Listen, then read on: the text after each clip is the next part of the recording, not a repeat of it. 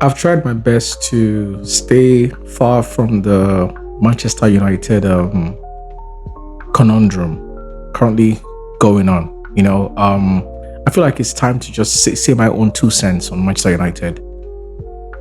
I've said this for many times, for many years. There's something just from a club perspective, there's a system perspective issue fundamentally wrong with Manchester United.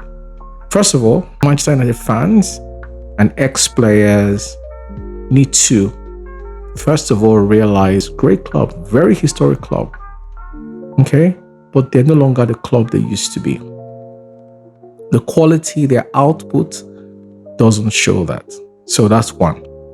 So there's an entitlement that Manchester United fans have, and even the ex-players have, that does not align with their reality on the pitch. They've gone through many coaches, many good players. It just hasn't worked out. So that's one. The second part is the current Manchester United team, their biggest problem is their coach. Right now. Don't get me wrong, there's still the fundamental issue with the club on how they sign players that are not worth anything what they pay, anything close to what they pay for them. The list goes on. The most recent one is probably even Šeško. Okay, don't get me wrong, I like Šeško. As an Arsenal fan, I wanted Šeško.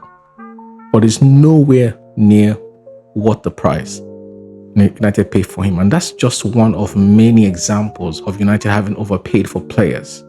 Another one is Anthony, whom they paid, God knows how much they paid for. Again, overpaid, overpriced. And then talk about the players they put on crazy salaries that don't merit it. What are you putting Sancho on $350,000 for? For what? What did he do? What did he win?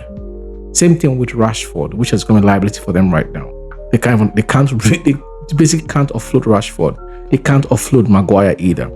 All these overpaid players, not based on any metrics or data to say, okay, this is why I should improve the contract. Just because they signed for United, will put them at United put them at crazy salaries. So to me, that's the club part. But the current United issue right now is Amorin. Ruben Amorin, several parts. One is, if you look at last season when he joined, United lacks midfielders who have legs, like example of a Declan Rice or a Caicedo or a Gravenberg, players who can run for 99 or 100 minutes. They don't have any player like that right now. So Amorin joined when he joined. I'd think that because of how poorly they did with his system of three at the back, and I'm going to come to that in a second, not having the players in the midfield, I think that's the first thing they will solve in the transfer market. He goes and signs two attacking players in Cunha and Mbeumo. Cunha and Mbeumo are good players, very good footballers, but they are not defensive-minded players. So they would work in a team that has a solid defensive foundation. So I would have thought United would have first prioritized signing actual sixes, two, even possible. 2 sixes. That way you build a solid foundation for Bruno to thrive on. Bruno's a very good footballer. Bruno's strength is keep him around the 18-yard box, just around that area. Let the six win the ball, do all the dirty work, give Bruno the work. He can shoot, he can connect the strikers, he can cross, he's amazing. So first of all, you don't solve that problem, you go and sign attacking players. How are they going to work? So even if Cunha is fit, United still lacks that grit and that those players are willing to suffer in the midfield for them. So you don't have that. The second part is playing the formation of three at the back. Now, I don't have a problem playing three at the back. A lot of coaches have tried it in Premier League, for short periods. There's no team that plays consistently three at the back.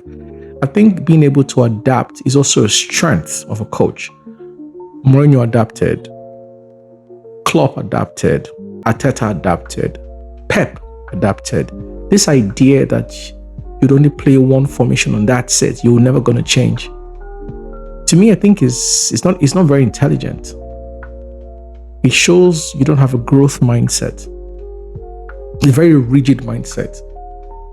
You are making a decision, you've taken a decision, it's not working. United have one of this is the worst United team in the history of United being in the Premier League.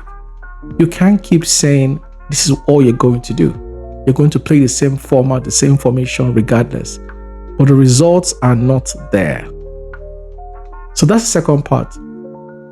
The third part is, and okay, sticking on the second part of midfielders of sixes, how many players in the current Manchester United team can start at Arsenal, start at City, start at Liverpool, even Tottenham or Newcastle? None of them. If that's not an indicator that United is stacked poorly in the midfield, I don't know what else is. I'm an Arsenal fan. There's not a single United player in the midfield except for Bruno that I will play on that will start ahead of Declan Rice or Zubimendi or Partey when he was here. Not a single one. Casemiro is done. His legs are done. Good player when he was at his peak, but it's done. I would assumed they would have let Casemiro go and signed actual sixes, like a Baleba, for God's sakes. I know they tried, but it was pretty late. That would have been the number one priority at beginning of transfer market. Go get a Baleba. In fact, they need two of Balebas. Ugarte is not, he hasn't worked out. I was quite surprised when they signed him. I never rated him at PSG. But there we go. And then, of course, Casemiro is on crazy salary. For what? Because an ex-Madrid player? Again, it goes back to the club issue, how they make decisions.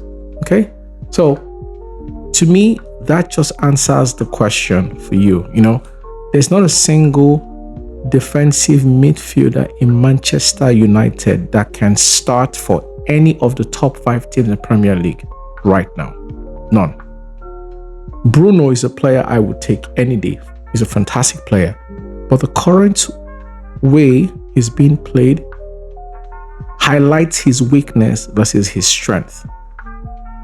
I can't believe Bruno's playing 6 for Manchester United. I think it's ridiculous. Again, it's not my club, but I just thought to share my own 2 cents. Now, go back to the defense.